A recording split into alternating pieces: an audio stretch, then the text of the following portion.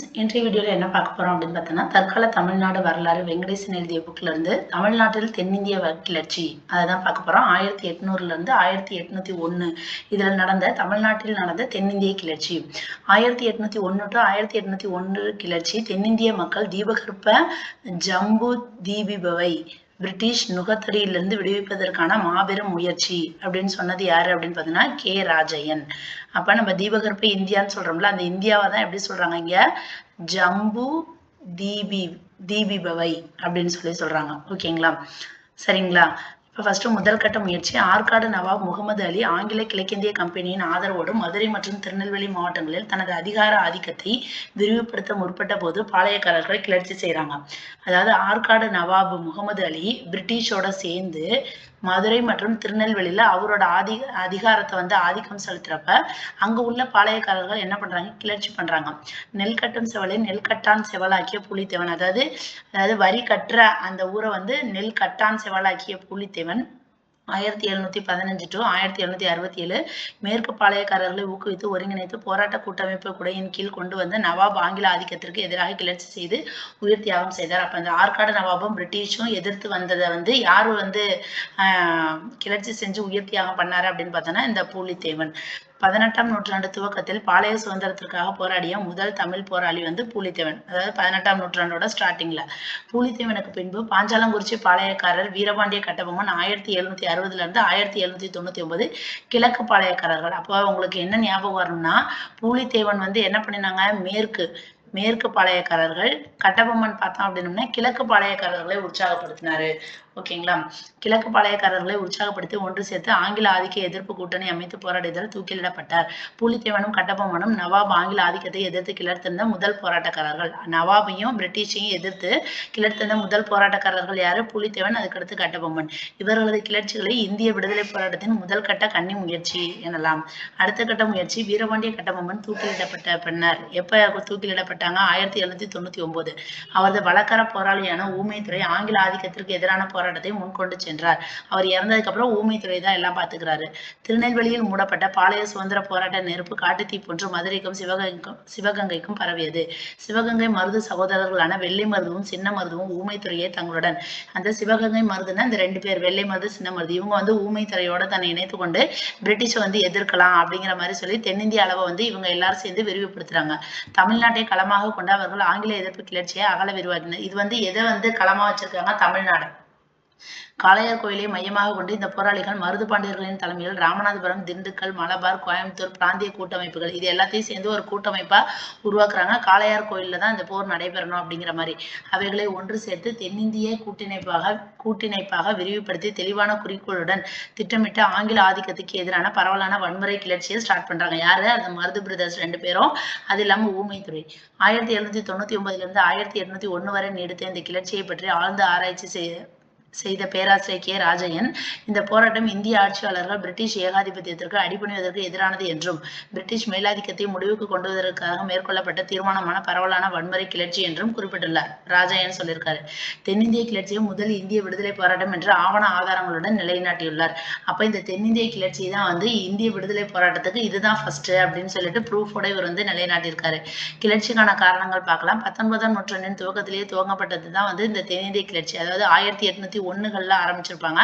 அப்ப 1801 இருந்து 1900 வரைக்கும் அதை 19ஆம் நூற்றாண்டுன்னு சொல்லுவோம். அதோட ஸ்டார்டிங்ல வந்ததுனால 19ஆம் நூற்றாண்டின் துவக்கம்னு சொல்றாங்க. முகலாய பேரரசின் வீழ்ச்சிக்கு பின்பு தென்னிந்தியா குழப்பத்துக்கும் கொந்தளிப்புக்கும் உள்ளாயிற்று. அதாவது முகல்ஸ் முடிஞ்சதுக்கு அப்புறமேல் தென்னிந்தியா என்ன ஆயிடுச்சு, ஒரு குழப்பம், கொந்தளிப்பு இந்த மாதிரி இருக்குது. எனினும் அரசர்களும் பாளையக்காரர்களும் கிராம குடியாட்சி முறையும் அரசியல் கட்டுக்கோப்பும் குலையாது சமநிலையே இருந்தாலும், மக்கள் எல்லாம் ஒரு குழப்பமான சூழ்நிலை இருந்தாலும் அங்க இருந்த அரசர்கள், பாளையக்காரர்கள், கிராமத்தை நிர்வகிக்கிறவங்க இவங்க எல்லாம் ஒரு சமநிலையா எல்லாரும் கரெக்டா இருந்துட்டு இருக்காங்க. அந்த அமைப்பு முறை ஆங்கிலேயரின் ஆக்கிரமிப்பு கொள்கைக்கு இலக்கான போது எதிர்ப்பு ஏற்பட்டது. அப்ப அவங்க மாதிரி ஒரு ஸ்மூத்தா அவங்க பாட்டுக்கு போயிட்டு இருக்கிறதுல பிரிட்டிஷ் ஆக்கிரமிப்பு பண்றதுனாலதான் இவங்க எதிர்க்கிறாங்க. ஆற்காடு நவாப் சந்தா சாஹிப், தஞ்சாவூர் பிரதாப் சிங், மதுரை கான் சாஹிப் ஆகியோர் கம்பெனி ஆதிக்கத்திற்கு அடிபணிந்தனர். அதாவது பிரிட்டிஷ் கம்பெனிக்கு வந்து யாரெல்லாம் வந்து அடிபணிஞ்சிட்டாங்கன்னா, இந்த ஆற்காடு நவாப் சந்தா சாஹிப், தஞ்சாவூர்ல உள்ள பிரதாப் சிங், மதுரையில் உள்ள கான் சாஹிப். மைசூர் மன்னர்களான ஹைதர் அலியும் திப்பு சுல்தானும் அந்த ஆதிக்கத்தை எதிர்த்து மடிந்தனர். மைசூர் மன்னர்கள் யாரு? ஹைதர் அலி, திப்பு சுல்தான் 2 பேரும் வந்து பிரிட்டிஷுக்கு நாங்க அடிபணிய முடியாது அப்படின்னு சொல்லிட்டு அவங்களை எதிர்த்து அவங்க வந்து இறந்துட்டாங்க. கம்பெனியோடு உடன்படிக்கை செய்து கொண்ட மன்னர்கள் ஆங்கிலேய நிர்வாகத்தின் கருவிகளாக இருந்து கொண்டு மக்களை சுரண்டையினர், கொடுமைப்படுத்தினர். அப்ப பிரிட்டிஷோட வந்து ஒரு அக்ரிமெண்ட் போட்டுக்கிறாங்க. யாருன்னா இந்த மாதிரி பிரிட்டிஷ்க்கு அடிபணிறாங்க பாத்தீங்களா, ஆற்காடு நவாபு, தஞ்சாவூர், மதுரை இவங்கெல்லாம் வந்து அவங்களோட ஒரு அக்ரிமெண்ட் போட்டுக்கிட்டு அவங்களுக்கு கொடுக்க வேண்டிய காசுக்காக என்ன பண்றாங்க, மக்களை வந்து ரொம்ப கஷ்டப்படுத்தி சுரண்டி அவங்கள வந்து கொடுமைப்படுத்துறாங்க. அரசர்கள் கம்பெனிக்கு அடங்கி மக்களை அடக்கியமால் மக்களிடையே மனக்கசப்பு வளரலாயிற்று. அப்ப அரசர்கள் வந்து கம்பெனி சொல்றதை கேட்டு மக்களை வந்து ரொம்ப இவங்க துன்பப்படுத்துறதுனால மக்களுக்கும் அரசருக்குமே வந்து ரொம்ப மனக்கசப்பு வந்துருச்சு.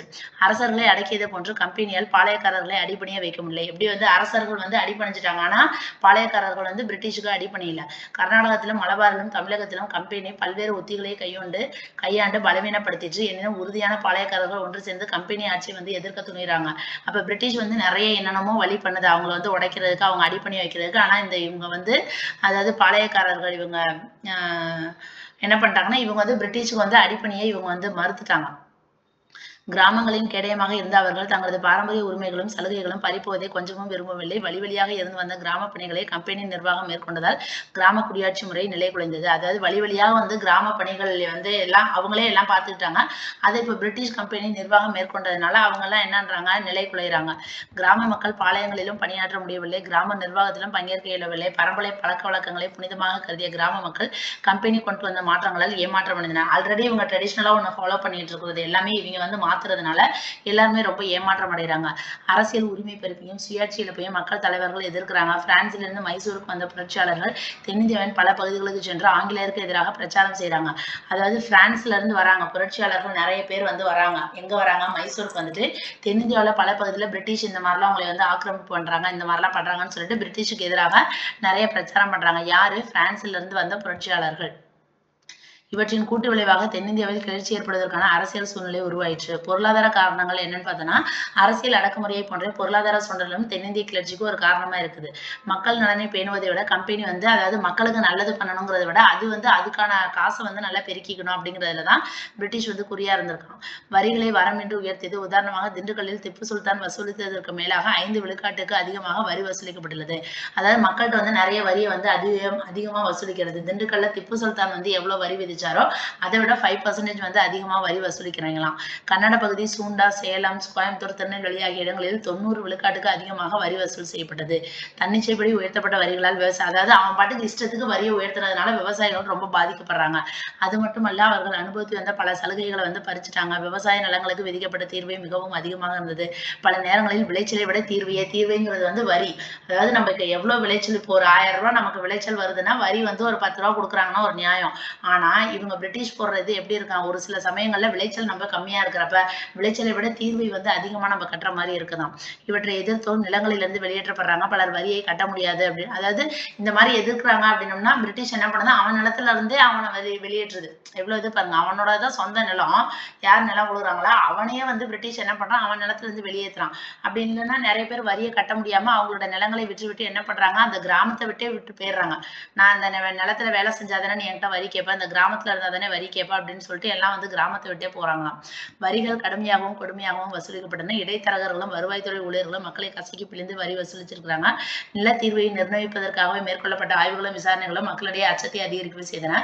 அரசர்கள் கம்பெனிக்கு செலுத்த வேண்டிய தொகையையும் மக்களிடமே வசூலித்தனர். அதாவது அரசர்கள் வந்து கம்பெனிக்கு செலுத்த வேண்டிய தொகையும் வந்து எங்க வாங்குறாங்க, எல்லாமே மக்கள்கிட்ட இருந்து தான் வாங்குறாங்க. அந்த வசூலுக்காக நியமிக்கப்பட்டவர்கள் கொடுத்த நிர்பந்தங்களும் மக்களை துன்புறுத்தின. அரசர்கள் ஆங்கிலேயரிடமிருந்து அதிக வட்டிக்கு வந்து கடன் வாங்குறாங்க. அரசர்கள் வந்து பிரிட்டிஷ்ல இருந்து நிறைய வட்டிக்கு வந்து கடன் வாங்குறாங்க. தங்களுக்கு சேர வேண்டிய நிலவரியை வசூலித்து கடனுக்கு பதில் செலுத்தும் பொறுப்பை காரியக்காரர்களிடம் ஒப்படைத்தனர். அவர்கள் கம்பெனி ஊழியர்களுக்கு மேலாக தங்களை கருதி கொண்ட மக்களிடமிருந்து நிலுவைகளை ஈவு இரக்கமின்றி அதாவது ஒரு ஏஜென்ட் மாதிரி ஒருத்தவங்க போட்டாங்க. அப்ப அவங்க என்ன பண்றாங்க, ரொம்ப ஈவு இரக்கம் இல்லாம மக்கள்கிட்ட நடந்து அவங்கள்ட்ட இருந்து காசு வந்து புடுங்குறாங்க. அடிக்கடி கம்பெனி மேற்கொண்ட போர்களாலும் ராணுவ நடவடிக்கையாலும் வர்த்தகமும் தொழிலும் வந்து ரொம்ப பாதிக்கப்படுது. கம்பெனியின் கப்பல்களின் போட்டிக்கு முன்பு நாட்டு படகுகளால் நம்மளால ஈடு கொடுக்க முடியல. கம்பெனியின் வர்த்தக போட்டி, கம்பெனி ஊழியர்களின் சொந்த வியாபாரம், இங்கிலாந்திலிருந்து இறக்குமதி செய்யப்பட்ட பொருட்கள் ஆகியவை தென்னிந்தியாவின் கிராம குடிசை தொழில். அதாவது நம்ம வந்து இங்க கிராமமா ஒரு குடிசை தொழில பண்ணிட்டு இருக்கோம். இவங்க அங்க எல்லாம் வந்து ஒரு மிஷினை வச்சு எல்லாம் இது பண்ணி அங்க தயாரிச்ச பொருள் எல்லாம் இறக்குமதி வரியே இல்லாம இங்க நல்லா கம்மியா வந்து இறக்குமதி பண்ணிட்டு அதை என்ன பண்றாங்க, நம்ம நாட்டுல வந்து விக்கிறாங்க. அதனால நம்மளோட கைத்தொழில் எல்லாமே வந்து நசிஞ்சு போயிட்டு, அதனால பல்லாயிரக்கணக்கான கைவினைஞர்கள் வேலை இழந்துடுறாங்க. 1798 ஏற்பட்ட கடுமையான பஞ்சத்தை பயன்படுத்தி கொண்டு கம்பெனி காரியக்காரர்களும் நிர்வாகிகளும் உணவுப் பொருட்களை, அதாவது நிறைய பஞ்சம் வந்த சமயத்துல பிரிட்டிஷ் என்ன பண்ணுது, நிறைய உணவுப் பொருட்களை எல்லாம் பதுக்கி வைத்துக் கொண்டு அவைகளோட விலையை வந்து பன்மடங்கு வந்து உயர்த்தி அப்ப வந்து வித்து அப்ப மக்கள் வாங்கி தானே ஆகணும். எவ்வளவு விலை வித்தாலும் சாப்பிடுற பொருள் வாங்கி தானே ஆகணும். அப்ப அதிகமான விலையை கொடுத்து மக்கள் வாங்கி அதுல ரொம்ப லாபம் பெற்றிருக்கான். இவற்றால் மனம் நொந்து போன மக்கள் தங்களுடைய வெறுப்பை வெளிப்படுத்துவதற்கான தக்க தருணத்தை வந்து எல்லாமே எதிர்பார்த்துட்டு இருந்திருக்காங்க. மருதுபாண்டியன் கூறிய காரணம். சிவகங்கை மருதுபாண்டியன் தென்னிந்தியாவின் தாழ்ச்சிக்குரிய காரணத்தை அறிவுபூர்வமாக ஆய்ந்திருந்து கூறினார். அவரை நாவின்படி அரசர்களின் அரசியல் சாதுரியமற்ற கொள்கை, குழு கோஷ்டி மனப்பான்மை, ஆங்கிலேயரின் வஞ்சகத்தன்மை, மக்களின் ஒரு பகுதியினரின் அந்நிய அதிகாரத்திற்கு அடிப்பணியும் வழக்கமான போக்கு ஆகியவை தென்னிந்தியாவின் அரசியல் பலவீனத்துக்கான காரணங்கள். அதாவது அந்த மருது பிரதர்ஸ் வந்து மக்களுக்கு வந்து தெரியப்படுத்துறாங்க, நம்மளோட பலவீனத்துக்கு என்ன காரணம், என்ன ஏது அப்படின்னு சொல்லிட்டு அவங்க ரீசன் எல்லாமே சொல்றாங்க. அரசர்கள் ஆங்கிலேயருடன் உடன்படிக்கை செய்து கொண்டு தன்மான குறைவான தாழ்ந்த நிலையை அடைந்தது. அதாவது அரசர்கள் வந்து பிரிட்டிஷ் போய் உடன்படிக்கை செஞ்சுட்டு இவங்களோட குவாலிட்டியே, அதாவது இவங்களோடதே வந்து இவங்க தரம் குறைச்சுக்கிறாங்க அப்படிங்கிற மாதிரி வன்மையா கண்டிக்கிறாங்க. தென்னிந்தியர்களிடையே உள்ள ஒற்றுமையின்மை ஆங்கிலேயர்களிடையே இருந்த ஒற்றுமையோடு ஒப்பிட்டு காட்டினார். அதாவது மருது பிரதர்ஸ் என்ன சொல்றாங்க, இவ்வளவு இது இருந்தாலும் பிரிட்டிஷ் எவ்வளவு ஒத்துமையா நம்மள எல்லாத்தையும் சொல்றான், நம்ம வந்து அவன்கிட்ட வந்து எதிர்த்து போராடுறதுக்கு நம்ம வந்து ஒற்றுமை இல்லாம இப்படி இருக்கிறோம் அப்படிங்கிற மாதிரி சொல்றாங்க. ஏன்னா நம்ம சைட்ல உள்ள கொஞ்சம் பேர் வந்து பிரிட்டிஷ் அடி பண்ணிடுறாங்கல்ல, அதை வச்சு சொல்றாரு. ஹைதராபாத்தில் நாசிர் ஜங்கும், முசஃபர் ஜங்கும், கர்நாடகத்தில் சந்தா சாஹிப்பும், முகமது அலியும், தஞ்சாவூரில் பிரதாப் சிங்கும் சரபோஜியும் பரஸ்பர பொறாமையால் மோதி கொண்டதை கோடிட்டு காட்டினார். அதாவது இதெல்லாம் எக்ஸாம்பிள் சொல்லி சொல்றாங்க. ஆங்கிலேயரின் ஆணைகளை சிறமேற்கொண்டு நிறைவேற்றி அவர்களின் ஆட்சியை உரமிட்டு வளர்த்த மக்களின் ஒரு பின்வருன போக்கு கண்டு, அதாவது பிரிட்டிஷ் என்ன ஆணை சொல்லுதோ அதை உடனே வந்து நிறைவேற்றி அவனை இன்னமும் வந்து நல்லா வளர்த்துக்கிட்டு இருக்கிற மக்களை நினைச்சு அவர் வந்து கவலை விடுறாரு. யார் இதெல்லாம் சொல்றது, மருது பிரதர்ஸ். தற்கொலை கொப்பான அந்நிலை நீடித்தால் இந்தியா முழுவதும் ஆங்கிலேயரின் ஆதிக்கத்தில் கீழ் வந்து விடும் அப்படின்னு சொல்லி எச்சரிக்கிறாரு. தமிழ்நாட்டுக்கு ஒரு வால்டேர், ஒரு ரூசோ, ஒரு மண்டேஸ்க்கு இல்லாத குறையை தீர்த்து வைத்தவர் மருது பாண்டியர் என்றால் மிகையாது. அப்ப தமிழ்நாட்டுக்கு ஒரு வால்டேர், ஒரு ரூசோ, ஒரு மண்டேஸ்க்கு இல்லாத குறையை தீர்த்து வைத்தவர் அப்படின்னோம்னா மருது பாண்டியர் அப்படின்னு சொன்னோம்னா அது வந்து மிகையாகாது. இந்த மாதிரி பாயிண்ட்டை தான் நோட் பண்ணி வச்சுக்கணும். அடுத்து பிராந்திய கூட்டமைப்புகள். ஆங்கில கிழக்கிந்திய கம்பெனி ஆட்சியின் விளைவாக தென்னிந்தியாவில் அரசியல் அடக்குமுறை, பொருளாதார சுண்டல், நிர்வாக கெடுபிடி இதெல்லாமே அதிகமாயிடுது. மக்கள் சொல்லனா இன்னல்களுக்கு, அதாவது சொல்ல முடியாத கஷ்டத்துக்கு ஆட்பட்டிருக்காங்க.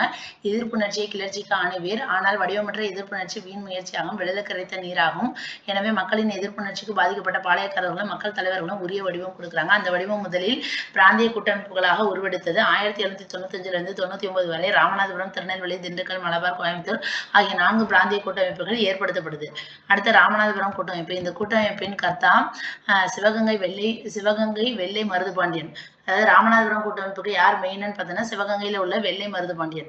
இவரது இளவல், அதாவது தம்பி தான் வந்து சின்ன மருது. இவர் வந்து வெள்ளை மருது, இவர் சின்ன மருது. மருது சகோதரர்கள் சிவகங்கை மன்னரான முத்துவடுகநாதர் தேவரிடம் சாதாரண ஊழியர்களாக ஸ்டார்ட் பண்ணியிருக்காங்க. சிவகங்கை மன்னரான முத்துவடுகநாதர்கிட்ட தங்களது பயன்கருதா பணியாலும் நேர்மை திறத்தாலும் எஜமான் பக்தி விசுவாசத்தாலும் கடுமையான உழைப்பாலும் உயர்ந்திருக்காங்க. அமைச்சர்களாக இருக்கிறாங்க.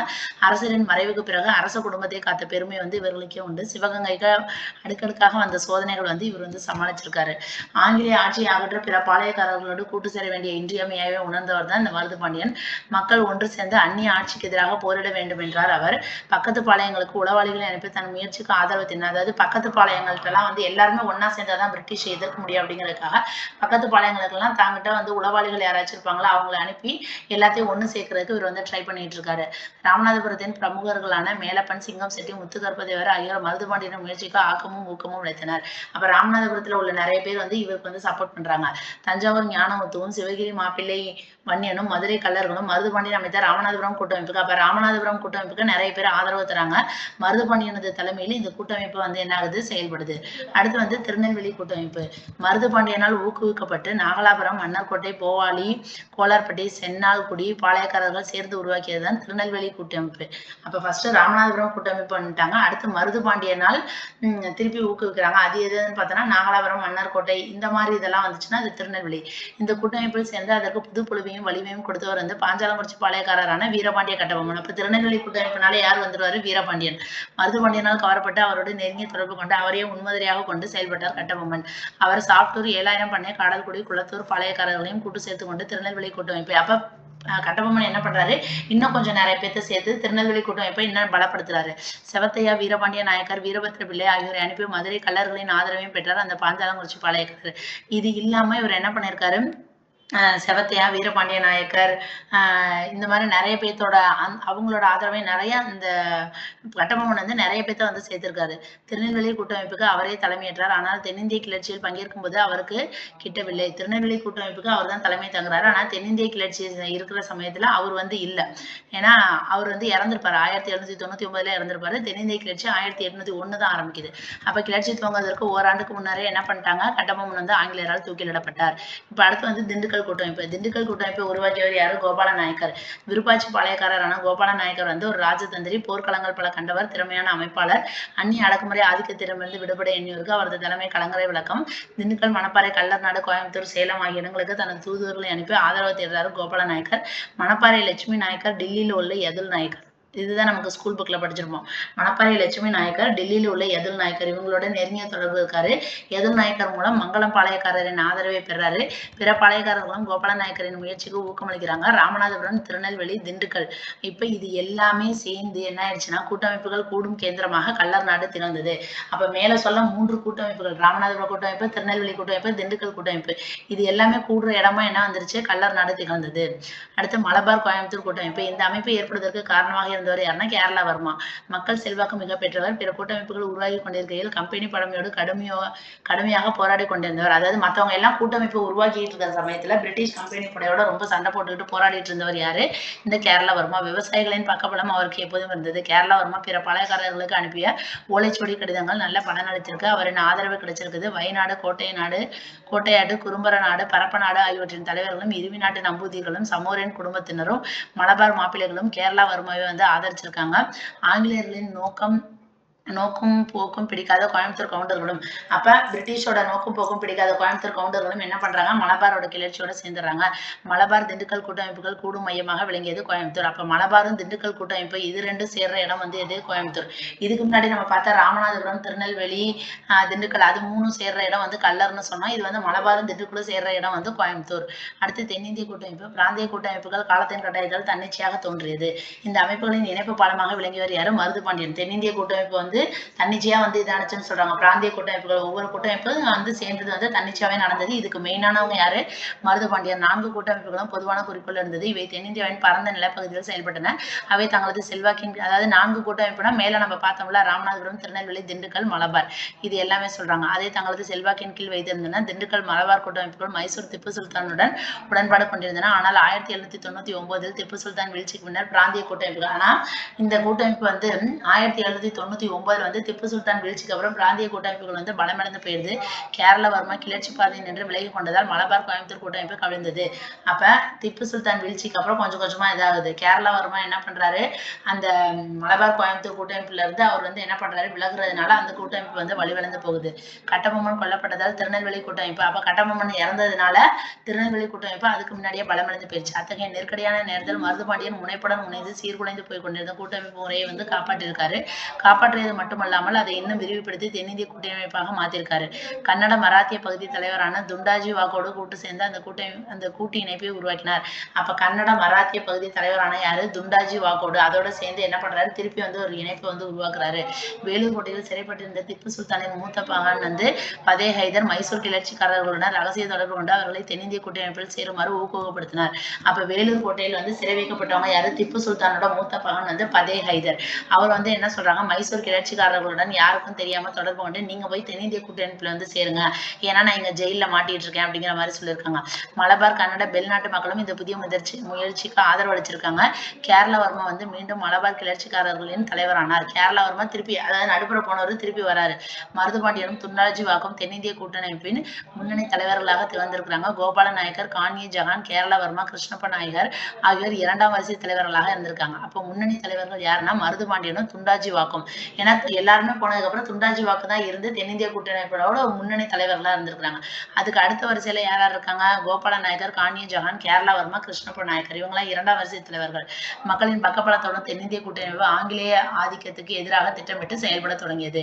இப்ப கிளர்ச்சியின் போக்கு எப்படி இருந்துச்சுன்னு பார்க்கலாம். கிளர்ச்சி திட்டம் ஆங்கிலேயரது ஆட்சியை அகற்றி நாட்டை அந்நிய ஆதிக்கத்திலிருந்து விடுவிப்பதே தென்னிந்திய கூட்டமைப்பின் குறிக்கோளா இருந்துச்சு. இந்த குறிக்கோளை நிறைவேற்றுவதற்கான திட்டத்தை தீட்டும் பொருட்டு கூட்டமைப்பு தலைவர்கள் விருப்பாட்சியில் கூடி சதி ஆலோசனை செய்தனர். 1800 ஏப்ரல் எல்லாருமே சேர்ந்து விருப்பாட்சியில கூடி ஒரு இது பண்றாங்க. விரிவான ஆலோசனைக்கு பின்னர் அவர்கள் 3 முக்கிய முடிவுகளை ஏற்கொண்டாங்க. ஒரே சமயத்தில் பல பகுதிகளில், அதாவது ஒரே சமயத்துல நிறைய பகுதிகளில் கிளர்ச்சியை ஸ்டார்ட் பண்ணணும். கிளர்ச்சிக்காரர்கள் மெயின் ஒற்றுமையா இருக்கணுங்கிறத மருதுபாண்டியன் ஆல்ரெடி சொன்னாரா. ஆங்கிலேய படையோடு நேரடியாக மோதாமல் மறைந்திருந்து தாக்கும் கொரில்லா முறையை ஃபாலோ பண்ணணும். மருதுபாண்டியன் மதுரை பகுதியிலும், கோபால நாயக்கர் திண்டுக்கல் திருச்சி பகுதியிலும், காணிய ஜகான் கோயம்புத்தூர் சேலம் பகுதியிலும், கேரளாவர்மா மலபார் பகுதியிலும், கிருஷ்ணப்ப நாயக்கர் மேற்கும் மைசூர் பகுதியிலும், துண்டாஜிவா கன்னட நாட்டின் வடக்கு பகுதியிலும் கிளர்ச்சிக்கு பொறுப்பேற்பது அப்படின்னு சொல்லி ஒரு முடிவு பண்ணியிருக்காங்க, பிளான் பண்ணியிருக்காங்க. இதெல்லாம் எங்க விருப்பாட்சியில இருந்து. கோபால நாயக்கர் தலைமையில் கூடிய இந்த கூட்டத்தில், அப்ப இது விருப்பாட்சி இல்லைன்னா யாரோட தலைமையில, கோபால நாயக்கர் தலைமையில் கூடிய இந்த கூட்டத்தில் 1800 ஜூன் மாதம் 3ஆம் தேதி கோயம்புத்தூரை தாக்கி கைப்பற்றுவது என்றும், இங்கு லெப்டினன்ட் கர்னல் கே மக்காலிஸ்டர் தலைமையில் உள்ள குதிரைப்படையை அழித்து விடுவது என்றும் முடிவு செய்யப்பட்டது.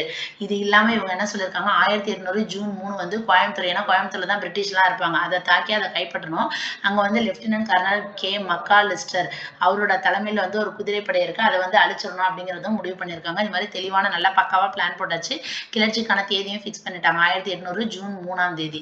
இப்ப கிளர்ச்சி துவக்கம். விருப்பாட்சி சதி திட்டத்தை பற்றி ஏதும் தெரியாத கம்பெனி படை கிருஷ்ணப்ப நாயக்கரின் கேந்திர மையமான பெல்லம் என்ற இடத்தை கைப்பற்ற முயன்றது. அப்ப இவங்க இந்த மாதிரி சதி திட்டம் போட்டிருக்காங்க அப்படிங்கிற மாதிரி விஷயங்கள் எதுவுமே தெரியாம பிரிட்டிஷ் என்ன பண்ணிருக்குது, கிருஷ்ணப்ப நாயக்கரோட கேந்திர மையமான பெல்லம் அப்படிங்கிற இடத்தை கைப்பற்ற முயலுது. எப்ப 1800 மார்ச் 30. பொறுமை இழந்த தூண்டாஜிவாக் தனது படையினரை பெல்லத்துக்கு அனுப்பினார். அதோடு நிற்கவில்லை, அவரே கிளர்ச்சியை துவக்கிவிட்டார். அப்ப நம்ம டேட் பிக்ஸ் பண்ணது வேற டேட், ஆனா அதுக்கு முன்னாடியே தூண்டாஜிவாக்கோட இடத்தை பிரிட்டிஷ் பிடிச்சதுனால தூண்டாஜிவாக் என்ன பண்றாரு, தன்னோட படையினர் பெல்லத்துக்கு அனுப்பிட்டாரு. அதோட நிக்காம அவரே கிளர்ச்சியை ஸ்டார்ட் பண்ணிட்டாரு.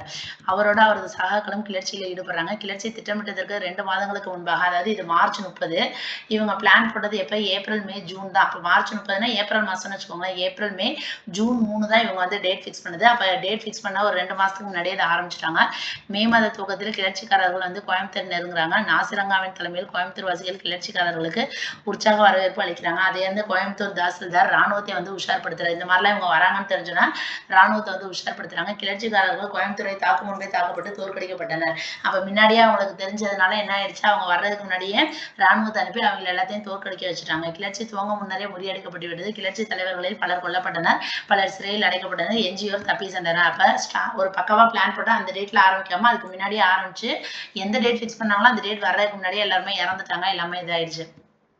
வீரர்களின் வீரமரணம். திட்டமிட்டதற்கு முன்பாகவே கிளர்ச்சியில் இறங்கிய தூண்டாஜிவாக்கும் திம்ம நாயக்கரும் மைசூர் பகுதிகளில் பல வெற்றிகளை பெற்றிருக்காங்க. ஆனால் ராமன் நாயரால் காட்டி கொடுக்கப்பட்ட திம்ம நாயக்கர் பிடிபட்டி கொல்லப்பட்டார். அப்ப பிளான் பண்றதுக்கு முன்னாடியே ஸ்டார்ட் பண்ணது யாரு, தூண்டாஜிவாக்கும் திம்ம நாயக்கரும்.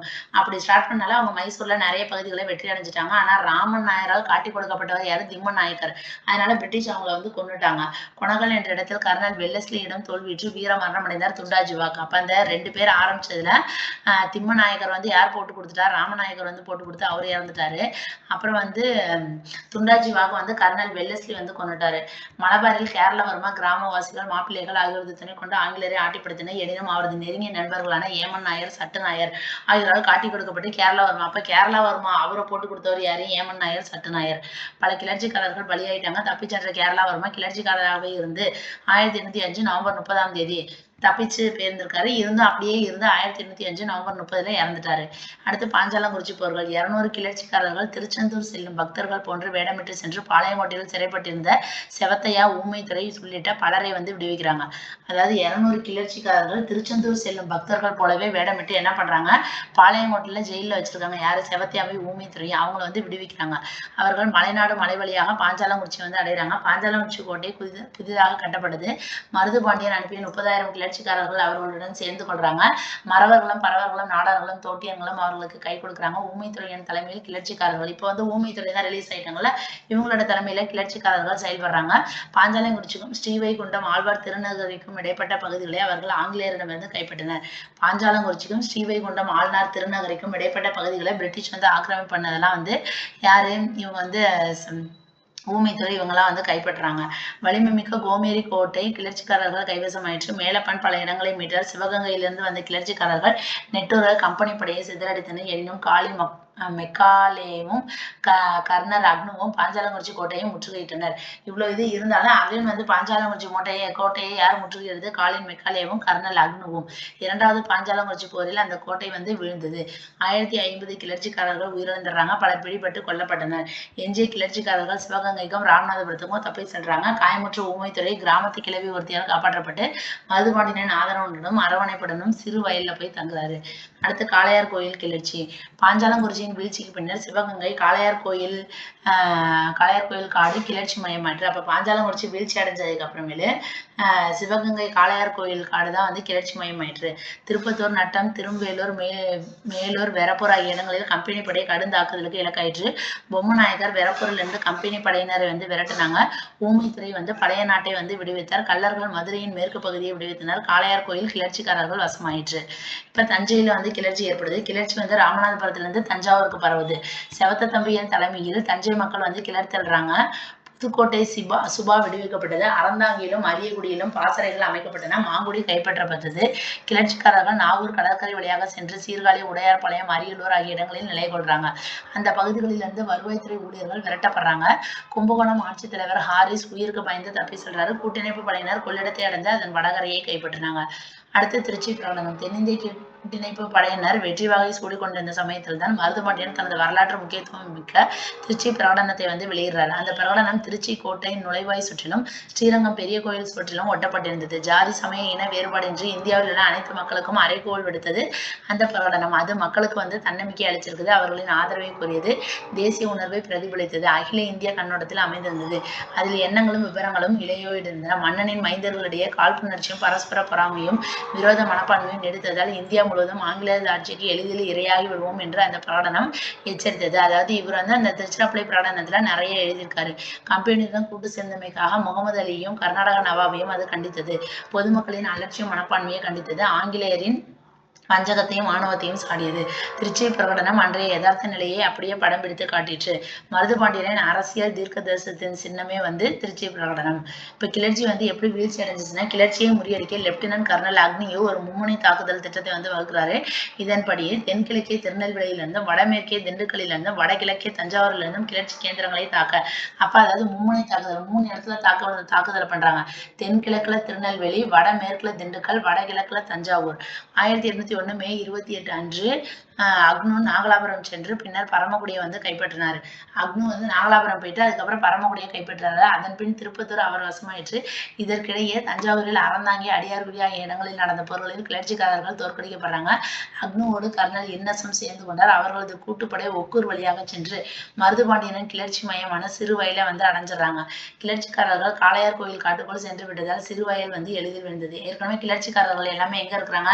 காளையார் கோயில் காட்டுல இருக்கிறாங்க. அதனால சிறுவயலை வந்து எளிதில் அவங்க வந்து விழிச்சிட்டாங்க. தொண்டி குடாக்கடலில் கிளர்ச்சிக்காரர்களின் கடற்படை வந்து அழிக்கப்பட்டது. புதுக்கோட்டை, எட்டயபுரத்திலிருந்து வந்த படைகளோட கம்பெனி படையும் சேர்ந்து காளையார் கோயிலை வளர்த்து கொண்டனர். கோவில் கடுந்தாக்குதலுக்கு இலக்காயிற்று. கிளர்ச்சிக்காரர்களில் பலர் உயிரிழந்தாங்க. மருதுபாண்டியனும் பிறரும் பல திக்குகளிலும் சிதறி சென்றாங்க. காளையார் கோயில் வீழ்ச்சியால் கிளர்ச்சியின் முதுகெலும்பு முறிந்தது எனலாம். சிதறி சென்ற கிளர்ச்சிக்காரர்கள் தளவாய் பிள்ளையின் தலைமையில் ஒன்று சேர்ந்தனர். அப்ப கிளர்ச்சிக்காரர்கள் எல்லாமே யாரோட தலைமையில ஒன்று சேர்றாங்க? தளவாய் பிள்ளை. களநாடு மறவர்கள் ராமதேவரின் தலைமையில் ராமதேவரின் தலைமையில் அவர்களோட போய் சேர்ந்துக்கிறாங்க. ஆனால் அவர்கள் அனைவரும் ஆட்சித்தலைவர் லூசிங்டனால் தோற்கடிக்கப்பட்டனர். இவங்க 3 பேர் வந்து ஆட்சித்தலைவர் லூசிங்டனால் தோற்கடிக்கப்பட்டனர். ஊமைத்துறை கர்னல் இன்னஸால் தோற்கடிக்கப்பட்டார். ஊமைத்துறை யாரால தோற்கடிக்கப்படுறாரு? கர்னல் இன்னஸ். விருப்பாட்சி விழுந்தது. மேஜர் டெலிடன் பிரான்மலையை கைப்பற்றினார். மழை குலைந்தாலும் நிலை குலையாத ஊமைத்துறை கிளர்ச்சிக்காரர்களுக்கு தலைமை தாங்கி திண்டுக்கல் பள்ளத்தாக்க அடைகிறாரு. மத்தலகுண்டில் நடந்த உக்கிரமான போரில் ஊமைத்துறையும் அவரோட 65 வீரர்களும் விழுப்புண்பட்டு வீர மரணம் அடைந்தனர். தப்பிய கிளர்ச்சி தலைவர்களும் பிறரும் கம்பெனியால் கொடூரமாக தண்டிக்கப்பட்டனர். வீழ்ச்சிக்கான காரணம் பார்த்தோம்னா, தென்னிந்திய கிளர்ச்சியின் வீழ்ச்சிக்கு பல காரணங்கள். அவை கிளர்ச்சி திட்டம் செவ்வனே தீட்டப்பட்டாலும் அது திட்டமிட்டபடி செயல்படுத்தவில்லை. தூண்டாஜிவாக்கு வந்து 2 மாசங்களுக்கு முன்னேவே அதை ஸ்டார்ட் பண்ணியிருப்பாரு. கிளர்ச்சி பல இடங்கள்ல ஒரே இடத்துல ஸ்டார்ட் பண்ணணும் தான் அவங்க பிளான். ஆனா அப்ப வந்து நடக்கல. பல பகுதிகளில் கிளர்ச்சிகள் தீவிரமாக அதை ஈடுபடவே இல்லை. பல சமயங்களில் கொரில்லா போர் முறையை பின்பற்றாமல் நேரடி அவங்க ஆனா சொல்லியிருப்பாங்க மறைஞ்சிருந்து தாக்கணும்னு தான் சொன்னாங்க. ஆனா அது வந்து நேரடி தாக்குதல்ல தான் இவங்க ஈடுபட்டிருக்காங்க. துண்டாஜி வாக்கின் அகால மரணத்தால் பல மராத்திய தலைவர்களின் ஆதரவை கிளர்ச்சிக்காரர்கள் பெற முடியாம போயிடுச்சு. இப்ப துண்டாஜி வாக்கு இறந்ததுனால நிறைய தலைவர்களோட ஆதரவு கிடைக்காம போயிடுச்சு. புதுக்கோட்டை, தஞ்சாவூர், திருவாங்கூர், மைசூர் மன்னர்கள், ஹைதராபாத் நிஜாம், பூனாவின் பேஷ்வா ஆகியோர் கம்பெனியின் ஆதரவாளர்களாக இருந்திருக்காங்க. நிறைய பேர் வந்து கம்பெனிக்கு சப்போர்ட் பண்றவங்களா இருக்காங்க. ஏமன் நாயர், சட்டு நாயர், ராமன் நாயர் இவங்கெல்லாம் வந்து போட்டு கொடுத்தாங்க. நம்ம இதுல பார்த்தோமா, ஏமன் நாயர், சட்டு நாயர்னா கேரளாவை இது பண்ணியிருப்பாங்க. ராமன் நாயர்னா வேற ஒரு ஏதோ இதே மாதிரி நாயர்னு ஒரு அவரை போட்டு கொடுத்திருப்பாரு. கிளர்ச்சி தலைவர்களிடம் போதிய போர் தளவாடங்கள் இல்லை. அவர்களது போர் உத்திகளும் சிறப்பா இல்லை. போராட்ட தலைவர்களிடம் ஒற்றுமை இருந்தாலும் கிளர்ச்சிக்காரர்களுடைய போராட்ட தலைவர்கள்னா பிரிட்டிஷ்ட ஒற்றுமை இருந்தாலும் கிளர்ச்சிக்காரர்கள்ட்ட ஒற்றுமை இல்லை. பொதுமக்களின் ஆதரவு வந்து ஃபுல்லா கிடைக்கல. யாவற்றுக்கும் மேலாக கம்பெனியின் வந்து வலிமை மிக்க ராணுவம், பயிற்சி பெற்ற திறமை மிக்க தளபதிகள், சிரமமான போர் உத்திகள், ஆதார வசதிகள் எல்லாமே அவங்கள்ட்ட இருக்குது. நம்மள்ட்ட வந்து அந்த மாதிரிலாம் இல்லை. இப்ப வரலாற்று சிறப்பு பார்த்தீங்கன்னா, தென்னிந்திய கிளர்ச்சி ஆங்கில ஆட்சிக்கு எதிராக 19ஆம் நூற்றாண்டின் துவக்கத்திலேயே மேற்கொள்ளப்பட்ட போராட்டம். அது அந்நிய ஆட்சியை அகற்றுவதென்ற திடமான, தீர்க்கமான, தீவிரமான, உறுதிமிக்க எதிர்ப்பு முயற்சி. பின்வரும் போராட்டங்களுக்கு முன்மாதிரியாக அமைந்த நிகழ்ச்சி தான். இந்த கிளர்ச்சியில் பிராந்திய தலைவர்களோடு பொதுமக்களும் பங்கு கொண்டாங்க. ராமநாதபுரம் மறவர்கள், மலபார் குறைச்சியர்கள், இந்துக்கள், முஸ்லிம்கள், தமிழர்கள், தெலுங்கர்கள், மலையாளர்கள், கன்னடியர்கள், மராத்தியர்கள் ஆகியோர் இந்த போராட்டத்தில் பங்கேற்றாங்க. அப்ப தென்னிந்திய கிளர்ச்சியில நிறைய பேர் பார்ட்டிசிபேட் பண்ணியிருக்காங்க. கிளர்ச்சிக்காரர்கள் பெரிதும் காடுகளில் இருந்து கொண்டு கொரில்லா போர் முறையை தான் ஃபாலோ பண்ணியிருக்காங்க. பிராந்திய கூட்டமைப்புகளும் தென்னிந்திய கூட்டமைப்பும் இந்த கிளர்ச்சியின் ஒரு சிறப்பு கூறுகள். தென்னிந்திய கிளர்ச்சியில் சிவகங்கை மருது சகோதரர்கள், பாஞ்சாலங்குறிச்சி ஊமைத்துறை, திண்டுக்கல் கோபால நாயக்கர், கொங்கு நாட்டு கான்யே ஜகான், மலபார் கேரளா வர்மா, கர்நாடக துண்டாஜி வாக், மைசூர் கிருஷ்ணப்பன் ஆகியோர் முழு மூச்சுடன் ஈடுபடுறாங்க. கிளர்ச்சி தலைவர்கள் ஆதரவற்ற ஆங்கிலேய குடும்பத்தினருக்கு வந்து கருணை காட்டினாங்க. வீழ்ந்தோரிடம் மனிதாபிமானத்துடன் நடந்து கொண்டனர். கிளர்ச்சிக்கு பின் கம்பெனி வந்து பல சீர்திருத்தங்களை வந்து மேற்கொண்டது. தென்னிந்தியாவில் சுதேசி ஆட்சிக்கு பதிலாக கம்பெனி ஆட்சி நிலைநாட்டப்பட்டது. புதிதாக ஒரு சென்னை ராஜதானி உருவாக்குறாங்க. அது கம்பெனியின் கட்டுப்பாட்டின் கீழ் கொண்டு வரப்பட்டுள்ளது. மதிப்பீடு: தென்னிந்திய கிளர்ச்சி எதிர்பாராமல் சுழன்றடித்த சூறாவளி அல்ல. மாறாக இந்த போராட்டம் பல ஆண்டு காலமாக குமுறிக் கொண்டிருந்த எதிர்ப்பு எரிமலை வெடித்து சிதறியதை போன்றது. பூலித்தேவனும் கட்டபொம்மனும் ஆங்கில ஆதிக்கத்தை தனித்து நின்று போராடாமல் பாளையக்காரர் கூட்டமைப்பை உருவாக்கி கிளர்ச்சி செய்றாங்க. இவர்களுக்கு பின்பு யார் வந்தாங்க? மருது பாண்டியர்கள். ஊமைத்துறையின் ஆங்கில ஆதிக்க எதிர்ப்புணர்வையும் விடுதலை போராட்ட அனுபவத்தையும் பயன்படுத்தி கொண்டு தீர்க்கமான குறிக்கோளுடன் தெளிவான தீட்டத்தோடும் தென்னிந்திய சுதந்திர போராட்டத்துக்கு தலைமை தாங்குறாங்க. ஆங்கில ஏகாதிபத்தியத்தை அடியோடு அகற்றி தென்னிந்திய தீபகற்பத்தை விடுவிப்பதே மருது பாண்டியரோட லட்சியம்.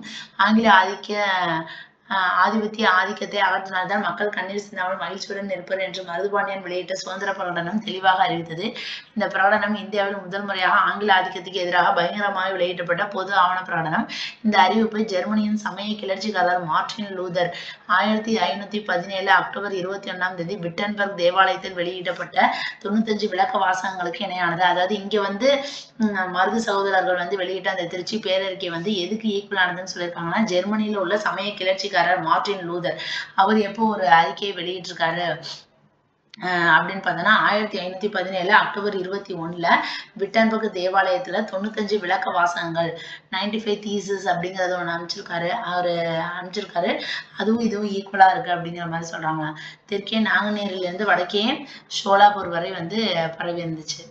நாட்டுப்பற்று மிக்க மருது பாண்டியர்களின் தலைமையில் மேற்கொள்ளப்பட்டுள்ள தென்னிந்திய கிளர்ச்சியில் மக்கள் தலைவர்களும் விவசாயிகளும் பிறரும் ஜாதி, இன, வகுப்பு, நிற, மொழி, மத, பிராந்திய வேறுபாடின்றி பார்ட்டிசிபேட் பண்ணாங்க. கிளர்ச்சியாக தோன்றிய இந்த போராட்டம் மக்கள் இயக்கமாக மாறியது. இந்த மாபெரும் விடுதலை போராட்டத்தில் தமிழர்களின் பங்களிப்பு வந்து பெருமைக்குரியது அப்படின்னு சொன்னவர் வந்து ராஜையன். தென்னிந்திய கிளர்ச்சியை மதிப்பீடு செய்வது எளிதமல்ல.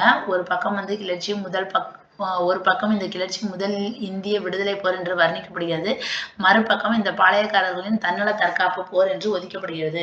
அதாவது ஒரு சமயம் வந்து ஒரு சைடு வந்து முதல் இந்திய விடுதலை போர்னு சொல்லி இதை வர்ணிக்கிறாங்க.